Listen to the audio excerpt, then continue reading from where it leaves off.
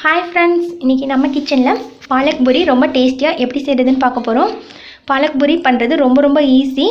ரொம்ப டேஸ்டியாவும் இருக்கும், டிஃபரண்டா இருக்கும். குழந்தைகளும் விரும்பி சாப்பிடுவாங்க. கலர்ஃபுல்லா இருக்கனால குழந்தைங்க ரொம்ப விரும்பி சாப்பிடுவாங்க. இது எப்படி செய்யறதுன்னு பார்க்கலாம். இதுவரைக்கும் தமிழ் ஃபன் சேனலை சப்ஸ்கிரைப் பண்ணாத நண்பர்கள் சப்ஸ்கிரைப் பண்ணிக்கோங்க. அப்படியே பக்கத்துல இருக்க பெல் ஐகானை கிளிக் பண்ணிருங்க. இன்னைக்கு நான் பாலக் பூரி பண்றதுக்கு அரைக்கட்டு பாலக்கீரை எடுத்து வச்சிருக்கேங்க. அதை க்ளீன் பண்ணிவிட்டு நல்லா வாஷ் பண்ணி எடுத்து வச்சுக்கோங்க. ஸோ இந்த அளவுக்கு எடுத்து வச்சுருக்கேன். இது வந்து நான் இன்றைக்கி 1/2 கிலோ மாவில் செய்ய போகிறேன். இப்போ நம்ம சுத்தம் பண்ண பாலக்கீரையை மிக்ஸி ஜாரில் சேர்த்துக்கலாம். கூடவே ஒரு 2 கொத்து மல்லி இலைகளை சேர்த்துக்கோங்க. 1 டீஸ்பூன் அளவுக்கு கறி மசால் பவுடர் சேர்த்துக்கோங்க. 1 டீஸ்பூன் ஜீரகத்தூள் சேர்த்துக்கோங்க. 1/2 டீஸ்பூன் மிளகாய்த்தூள், 1 டேபிள் ஸ்பூன் இஞ்சி பூண்டு பேஸ்ட் சேர்த்துட்டு இப்போ நம்ம லைட்டாக தண்ணி சேர்த்து அரைச்சி எடுத்துகிட்டு வந்துடலாம். மசாலாலாம் சேர்த்து நம்ம இந்த பாலக்கீரையோடு அரைச்சிட்டு பூரி செய்யும்போது ரொம்ப வாசனையாகவும் டேஸ்டியாகவும் இருக்குது. ஸோ இப்போ இந்த அளவுக்கு நைஸாக அரைச்சி எடுத்துகிட்டு வந்தாச்சு.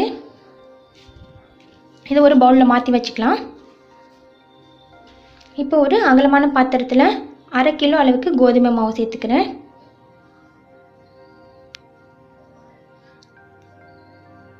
மாவு நல்லா சலிச்சிட்டு சேர்த்துக்கோங்க.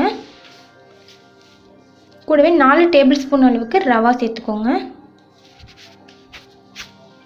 1 டேபிள் ஸ்பூன் உப்பு சேர்த்துட்டு நல்லா மிக்ஸ் பண்ணி விட்டுருங்க. இப்போ இது கூட நம்ம அரைச்சி வச்சிருக்க பாலக்கீரையை சேர்த்து கொஞ்சமாக சேர்த்து பிசைஞ்சு எடுத்துக்கலாம்.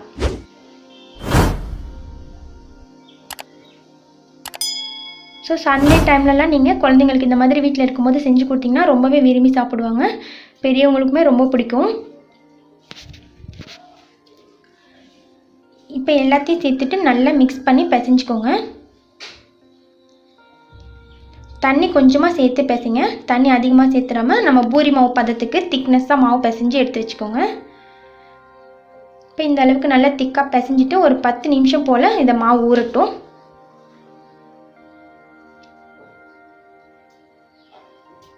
இப்போ 10 நிமிஷத்துக்கு அப்புறமா நம்ம ஓப்பன் பண்ணி பார்க்கலாம். மாவு நல்லா ஊறி வந்திருக்கு. இப்போ இதை நம்மளுக்கு தேவையான சைஸ், பூரி சைஸ்க்கு தேவையான அளவுக்கு நம்ம பால்ஸ் ரெடி பண்ணிக்கலாம். பாலக் பூரி நார்த் இந்தியாவில் ரொம்ப ஃபேமஸ்ஸு. எல்லாருமே விரும்பி சாப்பிடுவாங்க. நீங்களும் ஒரு தடவை வீட்டில் ட்ரை பண்ணி பாருங்கள். ஸோ இதே மாதிரி எல்லாத்தையும் பால் பண்ணி ரெடி பண்ணி வச்சுக்கலாங்க.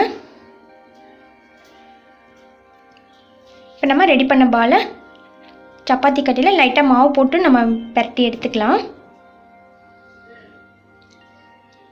மாவு போட்டுட்டு நம்ம நார்மலாக பூரி எப்பயும் தேய்ப்போம் இல்லையா, அதே மாதிரி தேய்ச்சி எடுத்து வச்சுக்கோங்க. ரொம்ப திக்னஸாகவும் வேணாம், ரொம்ப மெலிசாகவும் வேணாம், நார்மலாக தேய்ச்சி எடுத்துக்கோங்க.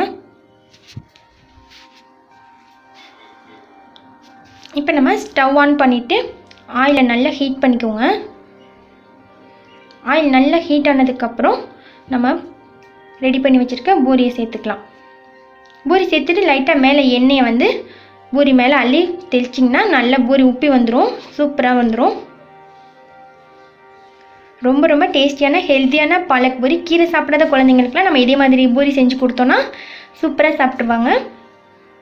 இந்த பூரி கூட நம்ம பூரி மசாலா, சென்னா மசாலாலாம் சேர்த்து சாப்பிட்றதுக்கு ரொம்ப சுவையாக இருக்குங்க.